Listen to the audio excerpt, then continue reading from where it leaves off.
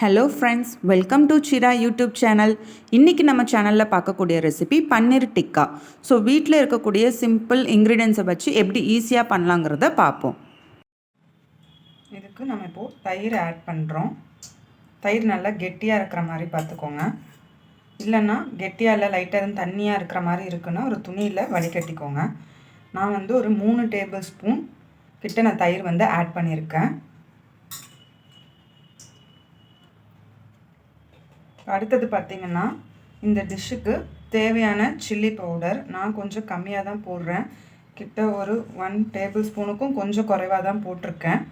உங்களுக்கு காரம் பிடிக்கும் அப்படின்னா நீங்கள் கொஞ்சம் அதிகமாகவே ஆட் பண்ணிக்கோங்க. அடுத்தது ஒரு பிஞ்ச் மஞ்சத்தூள், 1 டீஸ்பூன் கரம் மசாலா தூள். அடுத்தது பார்த்திங்கன்னா, இதுக்கு ஜீரா பவுடர் போட்டுக்கலாம். அதுவும் 1 டீஸ்பூன் கிட்ட நீங்கள் போட்டுக்கோங்க.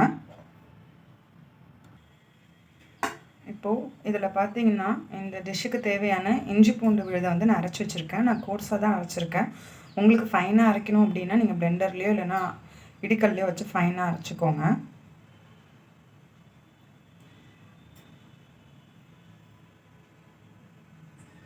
ஸோ இது பார்த்திங்கன்னா பொடியை நறுக்கி வச்ச கொத்தமல்லி,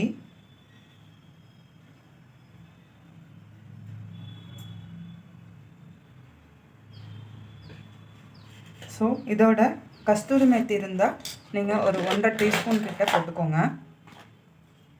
ஸோ இப்போ நான் 1.5 டீஸ்பூன் கிட்ட கஸ்தூரி மேத்தி போட்டுக்கிறேன். நான் ஆல்ரெடி அதை கொஞ்சம் க்ரஷ் பண்ணி வச்சேன்னா நான் டைரெக்டாக போடுறேன். இதாக இருந்தால் நீங்கள் கொஞ்சம் க்ரஷ் பண்ணிக்கோங்க. இப்போது இந்த டிஷ்ஷுக்கு தேவையான உப்பு நான் ஆட் பண்ணிக்கிறேன். ஃபைனலாக கொஞ்சம் ஆயில் இதை மேரினேட் பண்ணுறதுக்கு, ஏன்னா ஈஸியாக ஒட்டும், அதுக்காக கிட்ட ஒரு 2 டீஸ்பூன் ஆஃப் ஆயில் ஊற்றிருக்கேன். ஸோ இப்போ இது எல்லாத்தையுமே நல்லா மிக்ஸ் பண்ணிக்கோங்க.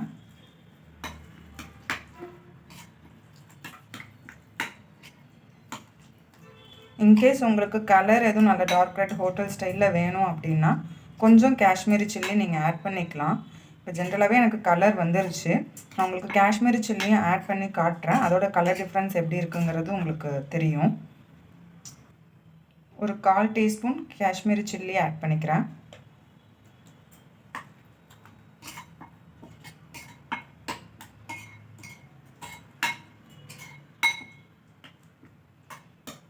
இப்போ மேரினேட்டுக்கான மசாலா நமக்கு ரெடி ஆயிடுச்சு. இப்போது டிக்கா செய்கிறதுக்கான வெஜிடபிள்ஸ் என்னென்னு பார்க்கலாம். இப்போ பார்த்திங்கன்னா, நான் குட்டி குட்டியாக நறுக்கி வச்சுருக்கேன். லேயராக ஆனியன் ப்ளஸ் கேப்சிகம் லேயராக நறுக்கியிருக்கேன். டொமேட்டோ ஒன்று நறுக்கியிருக்கேன். இந்த டிஷ்ஷுக்கு தேவையான 200 கிராம் ஆஃப் பன்னீர் எடுத்திருக்கேன். ஸோ இது என்னன்னு பார்த்தீங்கன்னா, அந்த ஸ்கொயர் க்யூப் ஷேப் வரத்துக்காக ஓரத்தை நறுக்கும்போது குட்டி குட்டியாக இருக்கும்ல, அந்த இதுதான். இது ஏன் வேஸ்ட் பண்ணுங்கிறதுக்காக 1 ஸ்டிக்காக செய்யும்போது இது சைடில் போட்டுட்டோம் அப்படின்னா இதையும் நம்ம சாப்பிடும்போது யூஸ் பண்ணிக்கலாம். அதுக்காக தான் இதை தனியாக எடுத்து வச்சுருக்கேன். ஸோ இப்போ இது எல்லாத்தையும் உள்ளே ஆட் பண்ணிவிட்டு எப்படி பண்ணுறதுங்கிறது இப்போ பார்த்துப்போம். இப்போ நான் முதல்ல பன்னீரை ஆட் பண்ணுறேன். ஸோ எப்பொழுதும் பன்னீர் சைஸ் பெருசாக இருக்கணும். மீதி வெஜிடபிள் சைஸ் ஒன்று சேமாக இருக்கணும், இல்லைனா அதை விட கம்மியாக இருக்கணும். ஏன்னா இன்கேஸ் பெருசாக போயிடுச்சுன்னா பன்னீர் தவாவில் உட்காராது.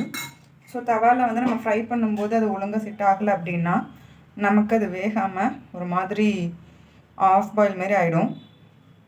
ஸோ நெக்ஸ்ட்டு கேப்சிகம் ஆட் பண்ணிக்கிறேன். அடுத்தது ஆனியன்.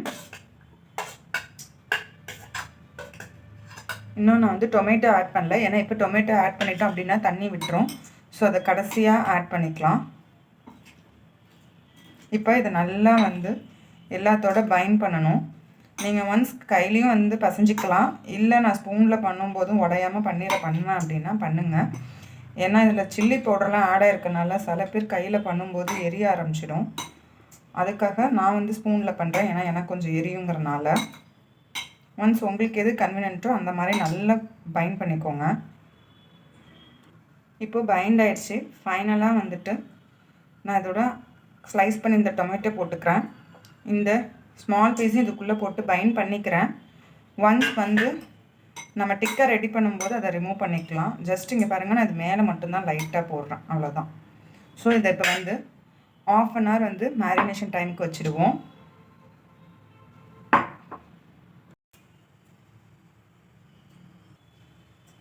இதுதான் கபாப் ஸ்டிக்கு.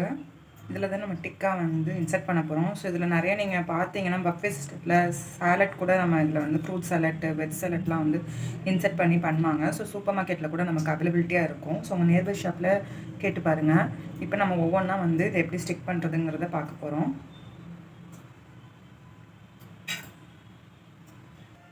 பார்த்திங்கன்னா முதல்ல பன்னீர், அதே முதல்ல கேப்சிகம் க்ரீன் நம்ம இன்சர்ட் பண்ணிக்கிறோம்.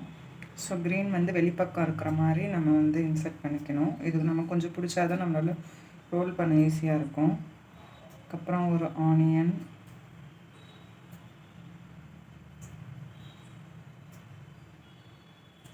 அப்புறம் ஒரு பன்னீர் க்யூப்ஸ், அப்புறம் கலருக்கானது ஒரு டொமேட்டோ,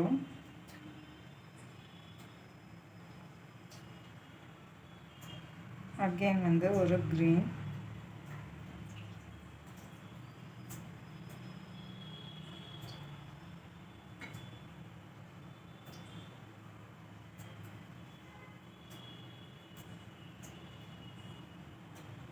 திரும்ப ஒரு பன்னீர் க்யூப்ஸ், அகெயின் ஒரு டொமேட்டோ,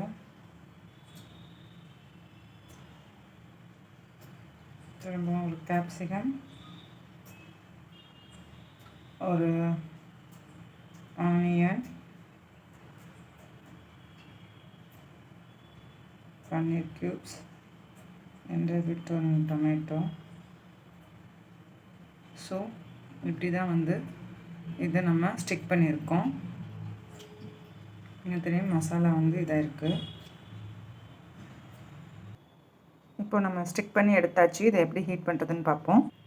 இதுக்கு இப்போ நான் தோசைக்கல் எடுத்திருக்கேன். இதில் பட்டர் ஆட் பண்ணிக்கிறேன். எதர் உங்களுக்கு பட்டர் இல்லைனாலும் நீங்கள் கீ ஆட் பண்ணிக்கலாம். லைட்டாக அதை ஸ்ப்ரெட் பண்ணிப்போம். டிக்காவை நம்ம ப்ளேஸ் பண்ணலாம். ஸோ இது 4 பக்கமும் நல்லா ஃப்ரை ஆகிற அளவுக்கு, கோல்டன் ப்ரௌன் வர அளவுக்கு நம்ம பண்ணால் ஓகே தான். நம்மளுடைய பன்னீர் டிக்கா ரெடி ஆயிடுச்சு. ஸோ ஜஸ்ட் நீங்கள் இதை அப்படி ரிமூவ் பண்ணிவிட்டும் சாப்பிட்லாம். இந்த சில பேர் சின்ன பசங்க வந்து அப்படியே சாப்பிட ஆசைப்படுவாங்க. ஸோ அவ்வளோதான், நம்மளுடைய பன்னீர் டிக்கா ரெடி ஆயிடுச்சு. நீங்களும் செஞ்சு பார்த்துட்டு எப்படி இருந்ததுங்கிறத கமெண்ட் பண்ணுங்கள்.